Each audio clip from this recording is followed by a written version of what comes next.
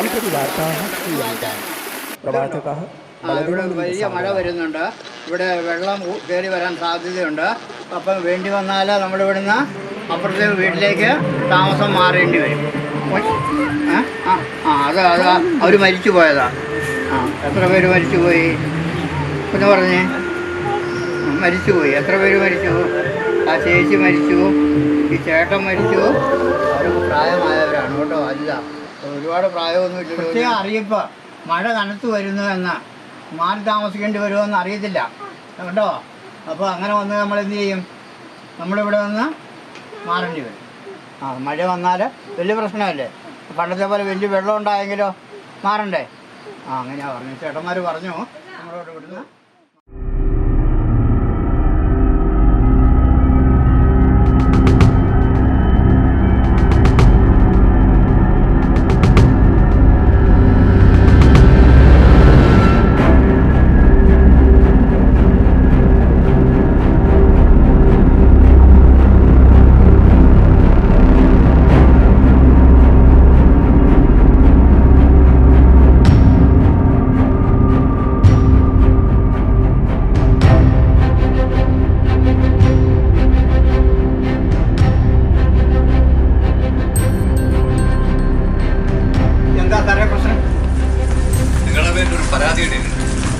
നിങ്ങൾ കർണാടക ഫോറസ്റ്റ് കയ്യേറിയാണ് വീട് വെച്ചിട്ടുള്ളത്. അല്ലല്ല, ഇത് പട്ടയുള്ള ഭൂമിയല്ലേ. ഇത് സാർ അങ്ങോട്ട് നോക്കി, ഞങ്ങളുടെ പഞ്ചായത്തിന് ബോർഡ് അടിച്ചിരിക്കുന്നതാണോ? അപ്പോൾ ഇതിനോട് കൃത്രിമമാണെങ്കിൽ ഇവിടെ ആധാരമുണ്ടോ? ആധാരമുണ്ട്. അതൊന്ന് കാണിക്കണം, ഒന്ന് കാണിക്കണം. റോസമ്മേ,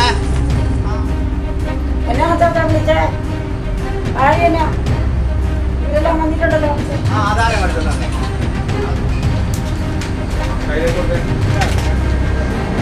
സാറേ,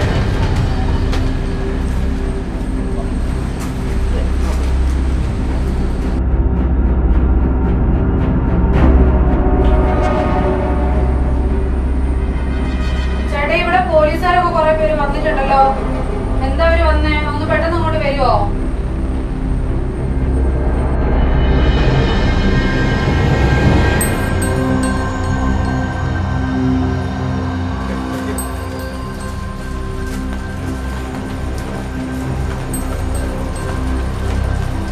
മാത്യു എന്ന പേരല്ലേ?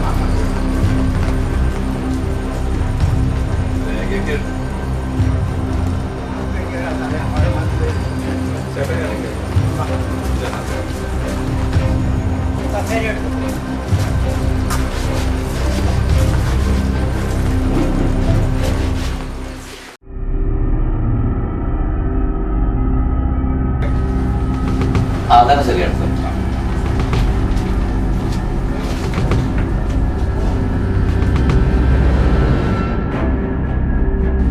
തിരിച്ചറിയൽ രേഖകളൊക്കെ ഉണ്ടോ അവിടെ?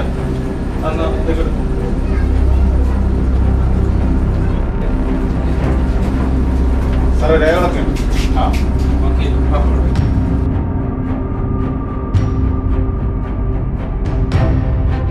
സാറേ, അച്ചാച്ചനോടും അമ്മേനോടും ഇങ്ങനെ സംസാരിക്കരുത്. അവര് ബിപിനെ ഷുഗറിന്റെ ഒക്കെ മരുന്ന് കഴിച്ചുകൊണ്ടിരിക്കുന്നതാണ്. എന്താ അസുഖം എന്ന് പറഞ്ഞ് ആ മരുന്നിന്റെ ചീട്ട് എടുത്ത്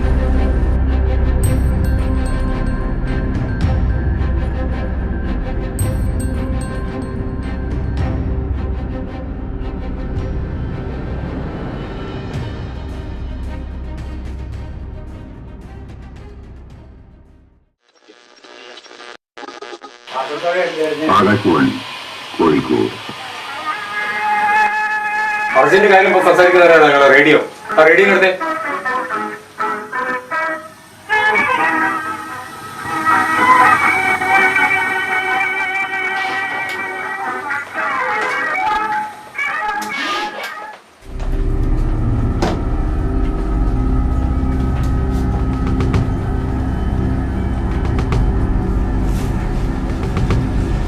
എന്താ സാറേ ഇവിടെ പ്രശ്നം? അച്ചാച്ചാ, ഇവിടെ എന്നാ സംഭവം? ആരാ ഈ ആധാരമൊക്കെ ഇവിടെ വന്ന് ചോദിച്ചെന്ന് പറയുന്നേട്ടെ? നിങ്ങളാണോ? ഇവിടെ കുടുംബത്തിൽ ജീവിക്കൊന്നും വേണ്ടേ? കുടുംബത്തിലൊക്കെ കളിക്കാൻ തുടങ്ങി കഴിഞ്ഞാൽ ഞങ്ങൾക്ക് ഇവിടെ ജീവിക്കട്ട. 10-60 കൊല്ലമായിട്ട് ഞങ്ങൾ ഇവിടെ താമസിക്കുന്ന. കളിക്കാൻ നിൽക്കല്, മണ്ണി പണി എടുക്കുന്ന കയ്യാ. കാളി മാറ്റി പിടിക്കേണ്ടി വരും. മനസ്സിലായില്ലേ? ഇവിടെ കയറി വന്ന് ഞെളിഞ്ഞു നോക്കിയിരിക്കുന്നു. അല്ല സാറേ, ഇത് എന്ത് സംഭവം ഇത്? ഞങ്ങൾക്കൊന്നും മനസ്സിലാകുന്നില്ല. നിങ്ങൾ എന്നതാ ഈ കാണിച്ചു കൂടുന്നത്? ഞങ്ങൾക്ക് ഇവിടെ ഒന്നും താമസിക്കാൻ പറ്റില്ലേ? ഇത് പറഞ്ഞാ അങ്ങനെ മാറിയിരിക്കാനും പറഞ്ഞു കഴിഞ്ഞിട്ടുണ്ട്. ഞങ്ങൾ 10-60 കൊല്ലമായിട്ട് ഇവിടെ താമസിക്കുന്ന. ഹലോ,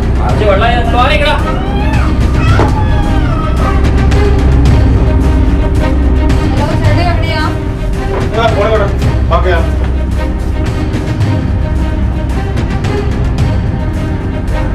നിങ്ങളെ ഫോണ് സ്വിച്ച് പോയി നിങ്ങളെ ഫോണ് ചാർജ്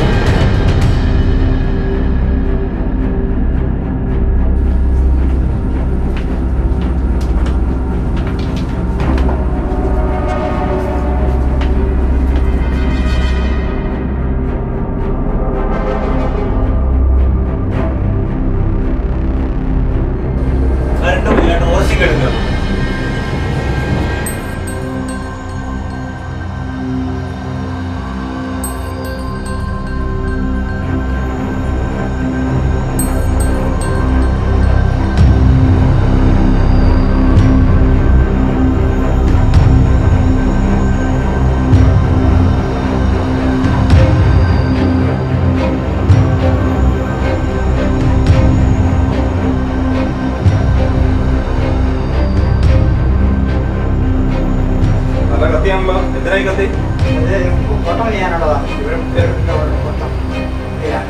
ഓ, അപ്പൊ കള്ളക്കടത്തും ഉണ്ട് അല്ലേ? കടത്തൊന്നും അല്ലല്ലോ പൊട്ടെ, എല്ലാവർക്കും ആവശ്യമുള്ളതാണ്. സാറേ, അപ്പൊ അതുകൂടെ ഒന്ന് നോട്ട് ചെയ്തേക്ക്. നിങ്ങളുടെ പേരെന്താ? മാത്യു. നോട്ട് ചെയ്തേ.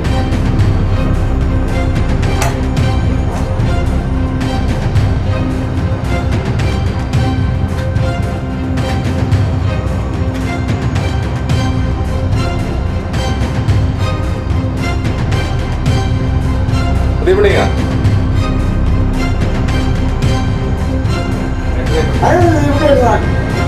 ഇവിടെ കൊണ്ടുവാ. ഇവിടെ കളിക്കാനാ?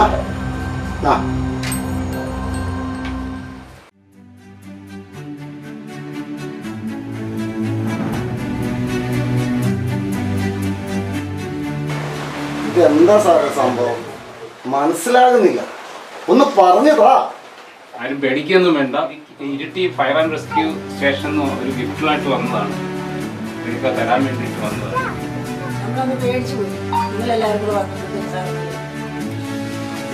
രണ്ട് കൈ കൊണ്ട് വാങ്ങണം. Iritty fire and rescue station സംഘടിപ്പിച്ച ഒരു ബോധവൽക്കരണ പരിപാടിയായിരുന്നു ഇവിടെ നടന്നത്.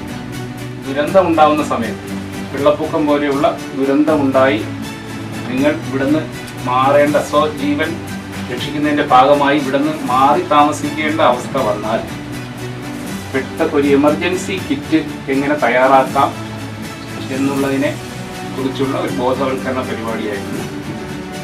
എമർജൻസി കിറ്റ് എന്ന് പറഞ്ഞാൽ നമ്മൾ എന്തായാലും ഇവിടുന്ന് വീട് വിട്ട് പോകുമ്പോൾ ഒരു 2-3 ദിവസം നമുക്ക് ജീവിക്കാൻ ആവശ്യമുള്ള സാധനങ്ങൾ ഇവിടുന്ന് എടുത്തുകൊണ്ട് പോകാനും, നഷ്ടപ്പെട്ടു പോകാതെ എടുത്തുകൊണ്ട് പോകാനും, അതിനൊന്നും നഷ്ടം സംഭവിക്കാതിരിക്കാനും വേണ്ടിയാണ് ഈ എമർജൻസി കിറ്റ്. അതുപോലെ തന്നെ നമ്മുടെ ജീവൻ നിലനിർത്തുന്നതിനാവശ്യമായ ഭക്ഷണ സാധനങ്ങളും അതിലുണ്ടാവും, മെഡിസിൻ ഉണ്ടാവും.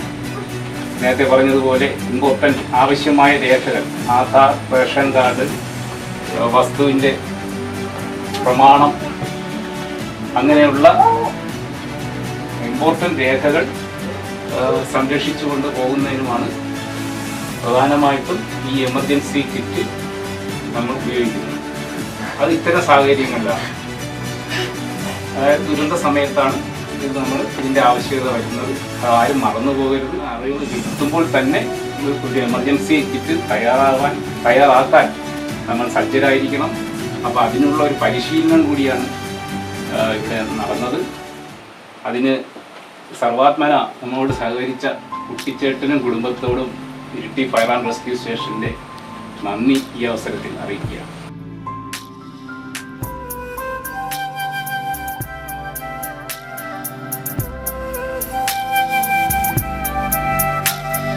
മരണമാർന്നിടും നാളിലും മലയാളമൊന്നായി നിന്നിടും, പാരിടും ശലഭമായി മാറിടും പുതുലോകമായി.